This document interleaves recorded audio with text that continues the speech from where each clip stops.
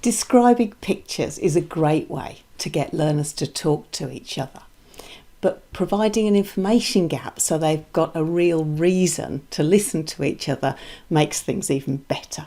I'm Jo Gakonga from elttraining.com, and this activity is called What's Inside. All you need for this is a picture of a window or a door.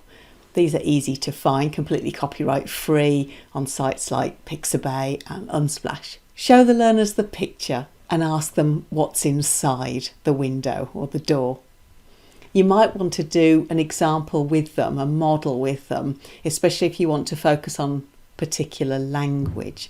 This is great for teaching there is, there are, there's a sofa, there's a chair, there's a cooker, whatever.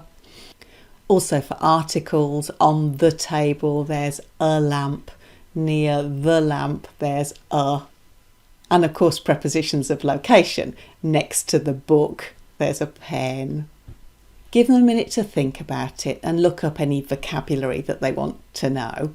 You can monitor at this point and help them obviously, and then put them into pairs and get them to tell each other what they think's inside the window. Obviously what they produce will be different for every learner and it'll depend on their level. So lower learners might say, and higher level learners might say something quite different.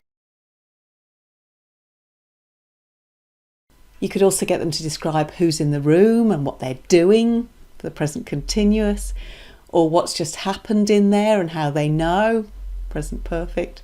There are lots of ways to use this really simple idea. I hope you have fun with it.